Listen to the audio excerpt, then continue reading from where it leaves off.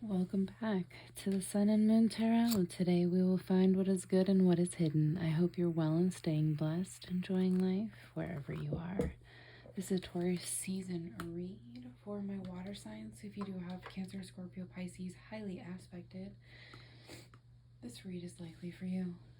If it doesn't resonate, please check out your other signs. Please like, share, subscribe. It does help my channel to grow. Alright, water signs. 3 rows. The first row will be your recent past. The second row will be your current energy. The third row will be your future. The bottom of the deck will hold the overall energy for your read. 1 clarifying card for the end.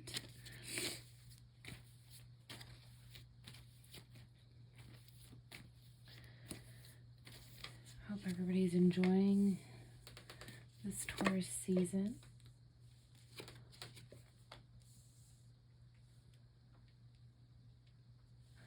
Might be overcoming a little bit of heartbreak that could have occurred during Aries season. 33 appearing. That's interesting. Major arcanas falling in the same place for your read. Sorry, my cards are falling out. King of Wands appears, King of Fire. 3. Now you do have a 333 in your read. Protection, divine protection, and that's interesting because 3 major arcanas appear all in the same spot. Your clarifying card is here for the end of the read. All right, 333, you do have there, which is, sorry about that. You do have 333, which does represent divine protection and a lot of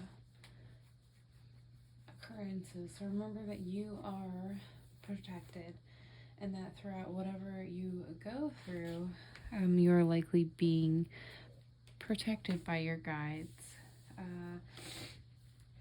Often we don't understand the timing of the universe, but the universe knows what's best for us, right? So, the Lovers is the very first card at the bottom of the deck. It appeared quite a bit when I was shuffling for y'all. You could be Cancer, Scorpio, Pisces. You could be dealing with a Gemini. However, the Lovers card really is a major arcana, which represents love, choices, union, and relationships. Okay, so that could be a major player for you during this Taurus season. Now, in this recent past, you do have the 3 of Swords, the 2 of Wands, and the Justice card. If you do not know, the 3 of Swords is heartbreak, it's suffering, it's grief. It's often logically feeling pain and understanding how you were stabbed in the back in some way. The 2 of Wands is planning, making decisions, leaving home. The Justice card, major arcana representing Libra, truth, fairness, law, cause, effect, clarity, right? So the Justice card is an interesting card to have here because it's like you are potentially learning lessons, water signs, when it has to do with your relationships and how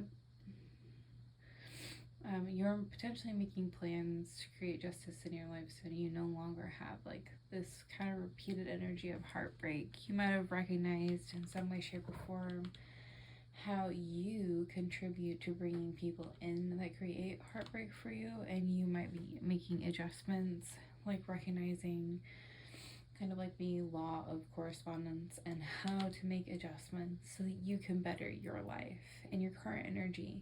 If this is resonating, water signs, you have the 5 of Swords, the 3 of Wands, and the Fool card. Excuse me. The 5 of Swords is unbridled ambition, it's win at all cost energy, it's sneakiness. It's not a good card. Just like the 3 of Swords, it's not really a good card. The 3 of Wands. Sorry, my allergies are acting up. 3 of Wands is looking ahead, expansion, rapid growth. The Fool is the first card of Major Arcana. It does represent the beginning of the alchemist's journey. Innocence, new beginning, wonder, foolishness. So there is a warning in your current energy to not be so ambitious that you fail to kind of work with the universe to expand in a way that is innocent, okay? You do not want to be so ambitious that you are ignoring the cues of the universe and therefore the lesson that you just learned about the law of correspondence, right? Does that make sense, water signs? So again, if this is resonating for you, please stay tuned. If it's not, please click off and check out another sign. Like, for example, if you check out your birth chart, you will find that you've got varying amounts of any type of element or multiple types of elements, and it has everything to do with your how you handle things and dependent on where it is and what house, etc. So it's always good to know because you can look up other reads based on that information and kind of get a better scope of your season. Okay, so King of Wands, Three of Cups, Judgment card for your future. And I'm going to go ahead and flip the clarifying card. I found it interesting. I saw it when I grabbed it and it was already coming out, so I did know that you're going to have a 66 in your clarifying cards. So that's double numerology for your read. A lot of major arcana water signs. So I would just really heed that lesson of the law of correspondence if I were you. So yeah, now for your future. The King of Wands represents, he's the king of passion, the king of fire, right? Big picture, leader, overcoming challenges. The Three of Cups is quite beautiful in comparison to the Three of Swords. It is friendship, it's community, it's happiness. Finally, you have Judgment for your final row. It does represent reflection, reckoning, awakening. So again, when it comes to choices and unions, you're really looking ahead and trying to expand with like knowing what you want in a relationship, what you will not be happy with in a relationship, how you show up in a relationship, and how to kind of get what you both want, or how do I say this? How to meet someone that will want what you want so that you can have a good partnership is potentially here. Your clarifying card is the Six of Pentacles. It is a card that represents sharing. It's charity, it's generosity. It's like if you have the ability to share and you're not being taken advantage of, you might need to do that. That might be something that helps you in relationships.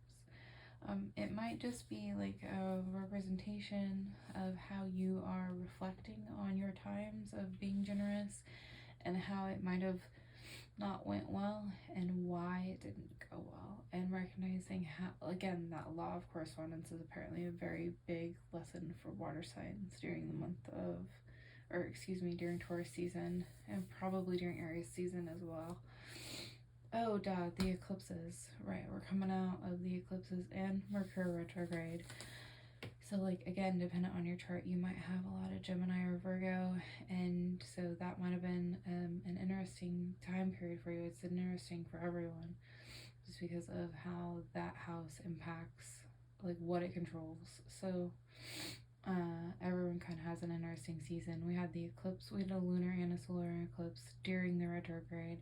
It was just an interesting, different season, and everybody had a lot of lessons, and yours apparently revolved around the law of correspondence. Just recognize that, you know, don't be afraid to share, but don't be foolish. Reflect on your lessons, learn your lessons. Remember that the universe only repeats them, and if you try to ignore them.